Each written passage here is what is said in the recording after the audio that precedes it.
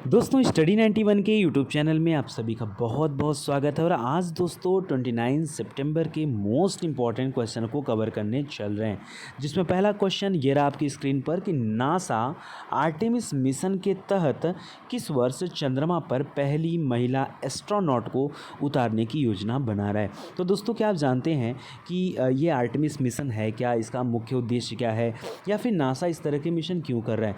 तो आपको पता होगा दोस्तों, जिस तरह से हमारे देश में इसरो एक संस्था है, उसी तरह से अमेरिका में ये जो स्पेस एजेंसी है उसका नाम है नासा, और नासा ने इस मिशन को शुरू किया आर्टेमिस मिशन।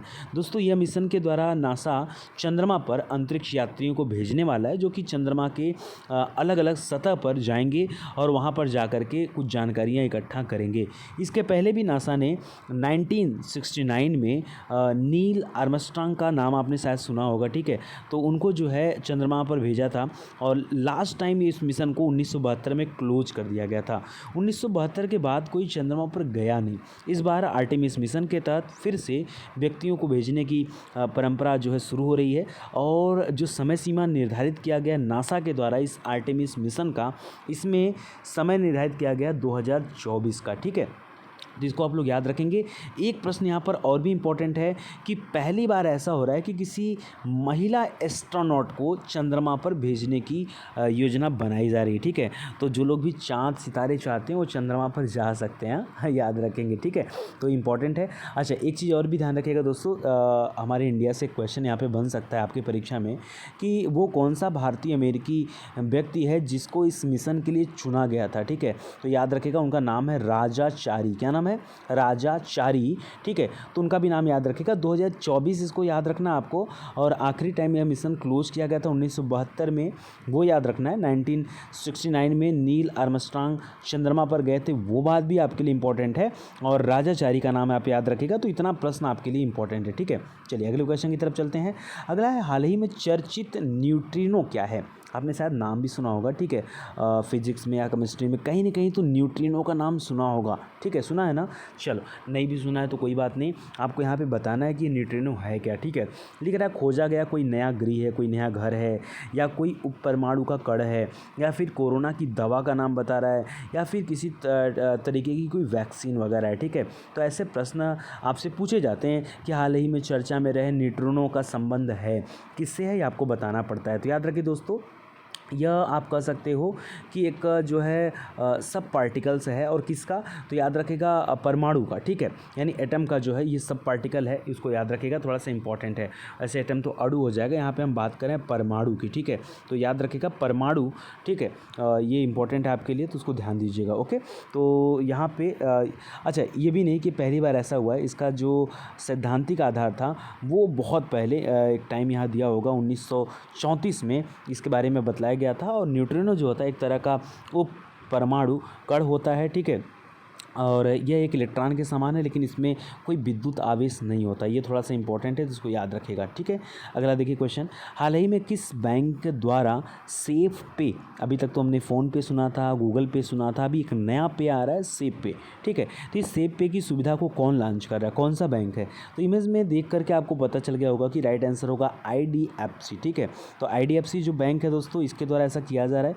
यहाँ पर ध्यान देंगे दोस्तों, सेफ पे के तहत एक बार में संपर्क रहित भुगतान जो होगा वो लगभग 2000 रुपये तक का किया जा सकता है। और उससे भी अच्छी चीज़ है कि इस कार्ड के तहत 20,000 रुपये तक का लेन देन हर दिन तक किया जा सकता है, और ये काफ़ी सपोर्टिव होगा। तो इसको थोड़ा सा आप याद रखिएगा कि किस बैंक के द्वारा इसको स्टार्ट किया गया। ये क्वेश्चन आपके एग्ज़ाम पॉइंट ऑफ व्यू से इंपॉर्टेंट हो सकता है। और यहाँ पे देखिए क्या पूछा जा रहा है आपसे कि वेस्ट इंडीज़ की कौन सी महिला खिलाड़ी T20 में 3000 रन बनाने वाली दूसरी महिला खिलाड़ी बन गई है, ठीक है। तो T20 में 3000 रन, और दूसरे नंबर की महिला खिलाड़ी बन रही है, और वेस्ट इंडीज़ देश से हैं, ठीक है। इसके पहले अब आपके सामने जो पहला क्वेश्चन आ सकता है कि T20 मैच में वो पहली महिला खिलाड़ी कौन है, ठीक है। तो याद रखिए, आपने नाम सुना होगा सूजी बेट्स का, ठीक है। न्यूजीलैंड से बिलोंग करती हैं सूजी बेट्स, ठीक है, न्यूजीलैंड। तो याद रखिएगा, उन्होंने अभी तक का 3000 से ज़्यादा स्कोर किया, 3200 का समथिंग का स्कोर है उनका, ठीक है। और उसके बाद जो दूसरे नंबर पे आए हैं वो कौन है, तो इनका नाम जिसको आप इमेज में देख रहे हैं स्टेफनी टेलर, ठीक है। देश कौन सा है, तो वेस्ट इंडीज़ आप याद रखिएगा, ये इंपॉर्टेंट है। और दूसरे नंबर पर टेलर, ठीक है। तो पहला सूजी, दूसरा टेलर। क्या नाम है याद रखेंगे? सिंपल, आप ज़्यादा टिपिकल वर्ड याद नहीं रख पाओगे, तो एक तो सूजी याद रखना, सूजी, ठीक है, सूजी जानते हैं ना, खाने वाला सूजी, वैसे करके याद रखो। दूसरा टेलर याद कर लो, ठीक है, तो सूजी टेलर याद रखेगा, इंपॉर्टेंट है, ठीक है। चलिए आगे बढ़ते हैं। यहाँ पे ज़्यादा कुछ है नहीं, देखिए लिखा हुआ है कि महिला T20 में 3000 रन बनाने वाली दूसरी महिला खिलाड़ी होगी। पहली सूजी बेट्स हैं जिन्होंने 119 मैच में 3243, वैसे भी आप इस आंकड़े को याद नहीं रख पाएंगे क्योंकि मैं खुद भी नहीं याद रख पाता हूँ, ठीक है। जनरली हम लोग ऐसे याद करते हैं, ठीक है, कि 3200 समथिंग, ठीक है, या फिर 3000 समथिंग, तो ऐसे ही एक मोटा आंकड़ा आप लेके चला करो, ठीक है। चलिए अगले क्वेश्चन की तरफ बढ़ते हैं। लिख रहा है ऊर्जा दक्षता सेवा लिमिटेड का नया प्रबंध निदेशक, ठीक है, यानी मैनेजिंग डायरेक्टर हाल में किसे बनाया गया, हाल ही में, ठीक है। तो इसके अध्यक्ष जो अभी तक थे वो राजीव शर्मा जी थे, अभी एक नए मैनेजिंग डायरेक्टर की नियुक्ति हुई है, ठीक है, उनका नाम है रजत सूद। क्या नाम है? ऑप्शन नंबर 2 हो जाएगा रजत सूद। वैसे इस तरह के प्रश्न आपकी परीक्षा में नहीं आते हैं, बट हाँ क्वेश्चन आजकल कुछ खास मिल नहीं पा रहे हैं। मैंने आपको कल क्वेश्चन कराए थे जो वो स्पेशली सिविल परीक्षा को ध्यान में रख करके था। आज हमने क्वेश्चन का पैटर्न थोड़ा सा चेंज किया है। वजह ये है कि अगले एक हफ्ते तक मैं खुद इस पर टाइम दे करके एक अलग से तरीका बनाना चाहता हूँ। करंट अफेयर में आपके लिए कुछ अच्छा लाना चाहता हूँ, ठीक है। तो मैं 5-7 दिन तक अलग अलग तरीके से अलग अलग डिफरेंट जो है करंट अफेयर का मॉडल आपको कराऊंगा, ताकि आपको समझ में आएगा कि करंट अफेयर में क्या क्या दिया जा सकता है, किस पैटर्न के क्वेश्चन दिए जा सकते हैं, ताकि हम अपना बेस्ट दे सकें, ठीक है। तो समझ लीजिए कि अगला 3-4 दिन आपके साथ टेस्टिंग पीरियड ही होने वाला है और वो एज ए टेस्टिंग ही चलेगा, ठीक है। चलो अगले क्वेश्चन की तरफ बढ़ते हैं। लिख रहा है कि प्रधानमंत्री नरेंद्र मोदी ने जोधपुर राजस्थान में 3 दिवसीय पराक्रम पर्व की शुरुआत की है। ये पराक्रम पर्व किससे संबंधित है? लिख रहा है कि LOC पर आतंकी कैंपों पर सर्जिकल स्ट्राइक से संबंधित है, या गंगा नदी की स्वच्छता से संबंधित है, या फिर श्रमिक विकास को समर्पित है, इसके लिए कुछ है समथिंग, या फिर विश्व विरासत स्थलों की देखभाल के लिए, ठीक है। तो यहाँ पे आपको बताना सही उत्तर क्या है। तो याद रखिए दोस्तों, यहाँ पे राइट आंसर हो जाएगा ऑप्शन नंबर 1, ठीक है। यानी जो LOC पार आतंकी कैंपों पर सर्जिकल स्ट्राइक हुई थी, आपने शायद मूवी भी देखा होगा, ठीक है, बेहतरीन मूवी थी, ठीक है, सर्जिकल स्ट्राइक उरी, देखा होगा ना, तो याद रखिएगा दोस्तों। उसके लिए सरकार ने जो है इस बार दूसरी सालगिरह पूरी हो रही है, तो उसकी उपलक्ष्य में सरकार की तरफ से पराक्रम पर्व मनाया जा रहा है, ठीक है। वैसे तो उसका जो मेन आयोजन होना है वो होना है दिल्ली में, इंडिया गेट में, ठीक है। बट हाँ, यहाँ पर भी पराक्रम पर्व की शुरुआत खुद मोदी जी ने स्टार्ट किया, तो इसको याद रखें, ऑप्शन नंबर 1 हो जाएगा। और ये जो सबसे अच्छी लाइन लगी, एक एंथम यहाँ पे चुना गया है जिसमें है कि मेरा देश मेरी जान है, मेरा गर्व मेरा अभिमान है, यह अभिमान है जिंदा क्योंकि सीमा पर वीर जवान है, ठीक है। तो वाकई बहुत प्यारी सी लाइन है, तो इसको याद रखिएगा, पराक्रम पर्व। अगला क्वेश्चन देखिए, वर्तमान में किस राज्य सरकार के द्वारा मोक्ष कलश योजना 2020 को मंजूरी दे दिया गया? तो आप इमेज में देख रहे होंगे गहलोत को इमेज में, ठीक है। तो आपको पता चल गया होगा उत्तर हमारा राजस्थान सरकार है, ठीक है।